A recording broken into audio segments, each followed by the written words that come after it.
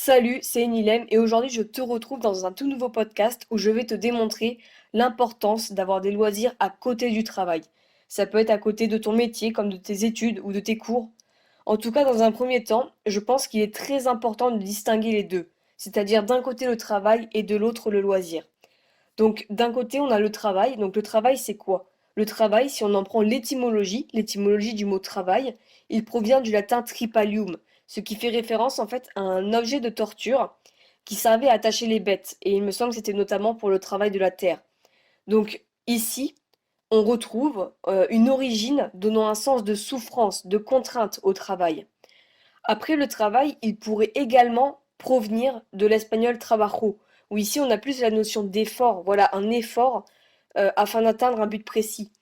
Donc si on résume tout ça, le travail, c'est en fait une activité humaine, qui peut être d'ailleurs manuelle ou intellectuelle, produisant un effort prolongé à des fins utiles, c'est-à-dire pour subvenir à un besoin. Le travail est en fait lié à la nécessité, car c'est grâce à lui que l'on produit des biens qui nous sont utiles et nécessaires. Si on prend par exemple un boulanger, il produit du pain pour manger. Et manger, c'est se nourrir. Et se nourrir, c'est nécessaire pour notre existence.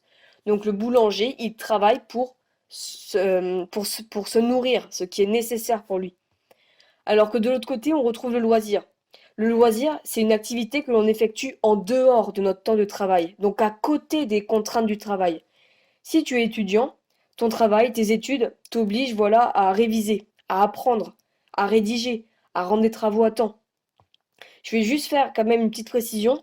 Je ne dis pas ici que les études sont des contraintes, car tu as le choix de les faire ou non. Les études ne sont pas nécessaires à ta survie. Ce n'est pas parce que tu n'apprends pas ta leçon que cela est néfaste pour ton existence.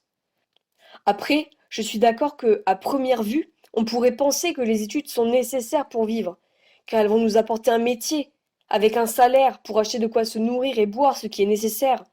Mais on trouve désormais très facilement des contre-exemples, en prenant tout simplement des personnes qui ont un métier, un travail, sans forcément avoir fait des études. Je sais pas, on va essayer de prendre un exemple concret. Par exemple, Jean-Paul Gaultier n'a pas fait d'études. Mark Zuckerberg, fondateur de Facebook, a quitté l'université Harvard, tout comme Bill Gates, qui a arrêté les études lui aussi. Et il y en a plein d'autres dans ce même cas. Donc selon moi, les études ne nous contraignent pas, elles nous obligent. Car l'obligation, c'est quoi? C'est quelque chose que tu dois faire, mais que tu peux ne pas faire. En effet, tu peux choisir d'apprendre ton cours d'histoire comme de ne pas l'apprendre. Tu as la liberté de choisir. Les études, c'est donc toi qui choisis de les accomplir ou non. Donc le travail en soi, il est là car il va te permettre de répondre à tes besoins essentiels, existentiels. Et le loisir, lui, peut ne pas être. Le loisir n'a pas pour but de répondre à tes besoins, mais à rechercher un certain plaisir qui t'est propre, qui t'est personnel. Par exemple, je sais pas, imaginons que tu pratiques la peinture et que c'est ton loisir. C'est un loisir pour toi car tu y prends du plaisir. Mais ce n'est pas un travail, car peindre ne t'est pas nécessaire. Tu peux très bien vivre sans peindre. Mais peindre est un loisir pour toi car il te provoque voilà, cette sensation de plaisir.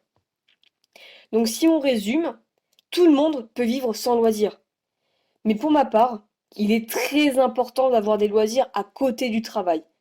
Personnellement, j'ai traversé une période au lycée où je ne faisais que travailler. Je ne faisais vraiment que ça. Je ne pratiquais plus du tout mes loisirs. Tout ce qui me provoquait du plaisir, je ne le pratiquais plus, comme par exemple le sport ou du moins mes projets personnels. Et en plus, quand je travaillais, c'était vraiment tout le temps. Le matin, j'allais en cours, puis le soir, je rentrais, et je travaillais encore, sans jamais couper avec le lycée, avec les cours du moins. Et en plus, ce que je trouve problématique avec les études, pour ma part, et c'est ce qui me pose énormément de problèmes, c'est que quand tu ne sais pas encore ce que tu veux faire, tu n'arrives pas à voir clairement ce à quoi les études vont t'emmener. En fait, je ne voyais pas la finalité, voilà, c'est ça. Je ne voyais pas la finalité de mon travail. Je sais que c'est pour avoir un métier, mais quoi? Concrètement, je ne sais pas, et je ne sais toujours pas d'ailleurs. Et le travail que j'effectuais n'était pas un loisir pour moi. Et je ne pouvais pas le considérer comme un loisir car je n'éprouvais pas, ou du moins je n'éprouvais plus de plaisir. Je me forçais moi-même à travailler, juste dans un but d'être productif.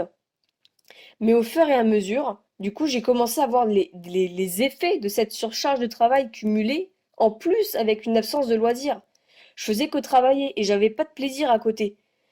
Et j'en ai conclu que c'était un épuisement tant sur le plan moral que physique. Même si le travail que je fournissais me cultivait, j'avais l'impression de ne plus savoir ce que je faisais et pourquoi je le faisais. Je voyais pas la finalité de mon travail. J'ai donc pris la décision de réintroduire mes loisirs. Je me suis forcée, voilà, je me suis vraiment forcée, au début j'utilise bien le terme forcée, à me laisser 1 heure de sport tous les 3 jours.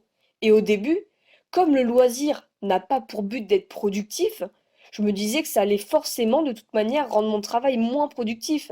Ça paraît totalement logique. Mais les loisirs, comme je l'ai dit précédemment, permettent de produire du plaisir, de prendre un moment agréable pour toi. Pendant et notamment après mon heure de sport, je me sentais tellement bien. Même si dans un premier temps je culpabilisais pour avoir passé ce temps à autre chose que du travail, ben, je me sentais bien après, parce que voilà, le loisir, il m'a permis, voilà, d'avoir du plaisir. Mais du coup, ça avait aussi une autre conséquence. Comme je me disais que j'avais alors moins de temps pour finir mon travail, alors je m'y mettais à fond après mon heure de sport. Après mon heure de sport, c'était le miracle. Ma productivité au travail était impressionnante. Et je ne vous dis pas cela pour vous convaincre, mais c'est vraiment, voilà, cette prise de conscience qui m'a fait totalement évoluer par la suite. En effet, un loisir, ça te permet de te faire plaisir, de te détendre. Si tu fais quelque chose qui ne te procure pas de plaisir, je ne pense pas que l'on puisse considérer cela comme un loisir. Donc si on résume, quand je me suis mise à pratiquer un loisir, ma santé mentale et physique, avec la pratique du sport par exemple, pour ma part c'était la pratique du sport, s'est nettement améliorée. Et paradoxalement, ma productivité au travail aussi. Mais est-ce que c'est si paradoxal que ça? Parce que du coup, je me suis posé la question. Bah au final, je ne pense pas. Car d'ailleurs, beaucoup d'études scientifiques le prouvent d'ailleurs. Mais pour ma part, j'ai comparé cela, enfin du moins j'ai mis en relation mon expérience avec la loi de Parkinson. Cette loi est très importante dans en fait tout ce qui vise le domaine de la productivité. Donc cette loi, pour faire simple, vise à se donner moins de temps pour réaliser un travail, une tâche du moins, et en se donnant moins de temps pour faire cette tâche, on va être du coup plus productif. Je vais prendre un exemple concret pour que tu comprennes mieux. Si par exemple tu te donnes la journée pour faire ta dissertation de philo, alors tu vas étendre ce travail sur ta journée. Tu vas par exemple en faire un petit peu le matin, puis l'après-midi et puis le soir. Voilà, tu vas étendre ton travail de faire ta disserte sur la journée. Alors que si tu te donnes 3 heures pour la faire, alors tu as un objectif précis à atteindre. Et tu vas donc presque nécessairement augmenter ta productivité afin de finir ta disserte en 3 heures. Car ta disserte, tu sais que tu dois la finir en 3 heures. Elle ne va plus s'étaler sur une journée. Donc si on fait l'analogie du coup avec pour ma part la pratique du sport, lorsque j'ai fait ma séance, j'ai perdu 1 heure de travail. Donc au lieu par exemple d'avoir 2 heures pour faire un exercice de maths, il ne m'en reste plus qu'une. Car j'ai passé 1 heure sur les 2 heures à faire du sport. Je vais donc nécessairement augmenter ma productivité, car il me reste plus qu'une heure pour faire mon exercice de maths au lieu de deux. Et ma productivité, elle va augmenter d'ailleurs sans forcément m'en rendre compte, afin de finir cet exercice de maths, car je dois le faire, je dois le finir. Donc les loisirs n'ont pas un but premier d'être productif, mais peuvent, de manière seconde, vous rendre plus productif. Donc, pour synthétiser un petit peu tout ça, les loisirs n'ont pas le seul et unique avantage de vous faire plaisir, mais peuvent renforcer votre santé mentale et physique tout en augmentant votre productivité. C'est en cela que les loisirs sont très importants. Et c'est pour cela d'ailleurs que je suis passée de 0 heure de sport par semaine à par la suite 3 heures de sport par semaine et désormais à 1 heure voire 1 h 30 de sport chaque jour, alors que l'on est à moins de un mois du bac. Et maintenant, pour moi, c'est tout à fait logique, car j'en ai fait l'expérience et j'ai compris, j'ai su tirer des conclusions de cette expérience. Donc voilà, les loisirs, en fait, ce que je veux transmettre ici, c'est qu'ils sont vraiment importants. Certes, d'un point de vue philosophique, ou du moins si on en prend la définition du mot loisir, on ne peut pas les considérer comme nécessaires. Car on peut ne pas avoir de loisirs, on peut vivre sans loisirs, ils sont contingents. Mais pour ma part, ils sont réellement nécessaires, notamment si tu veux assurer ta santé mentale et physique sur le long terme. Et comme on l'a vu avec par exemple mon exemple personnel, ils peuvent réellement augmenter ta productivité vis-à-vis du travail. Maintenant, je ne me contrains plus à faire du sport car j'ai compris que cela m'était nécessaire. C'est devenu une habitude qui ne changera jamais, je pense, car le bénéfice est tellement plus grand. Voilà, au début, je me forçais, comme je l'ai dit, j'ai bien insisté sur ce mot durant le podcast, je me forçais à faire mon heure de sport, et maintenant c'est devenu une habitude. Et si tu es encore dubitatif par rapport à ce que je viens de te dire, ne crois-tu pas qu'il vaut mieux, au pire des cas, ne pas finir d'apprendre un cours que de finir en dépression, en surcharge de travail? Je pense que si. N'oublie pas, n'oublie jamais que ta santé est et sera toujours plus importante que tes études. Voilà, c'est vraiment sur cette phrase que je voulais conclure car c'est très important. Donc voilà, ce podcast, il est assez long, assez condensé et je voulais vraiment insister voilà sur ces points-là parce que le loisir, beaucoup d'étudiants ont tendance à oublier cette perspective, cette possibilité du loisir ou du moins à le diminuer alors que paradoxalement, il peut vraiment contribuer à une productivité importante et à un bien-être. Donc voilà, en tout cas, je te remercie énormément d'avoir écouté ce podcast jusqu'au bout. Je reviendrai, c'est sûr, sur la notion de productivité et de loisir, et notamment aussi, si tu veux, je pourrais revenir sur la loi de Parkinson, qui est une loi très importante dans le domaine de la productivité. Mais je reviendrai aussi sur une petite contradiction sur la loi de Parkinson que je trouve aussi intéressante à connaître, enfin du moins une petite subtilité à connaître. Aujourd'hui, je voulais vraiment te transmettre ce message et j'espère que je te l'ai transmis, car c'est quelque chose que je ne trouve qui n'est, enfin du moins que je trouve qui n'est pas encore assez bien compris et qui au début je n'avais moi-même pas compris.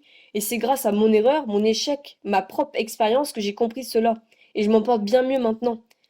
Je voulais vraiment t'apporter ce que j'ai tiré de ma propre expérience, de mon erreur, quand j'en ai fait une introspection, qui m'a permis d'apprendre cette idée-là, ce message-là, que je voulais vraiment te partager aujourd'hui.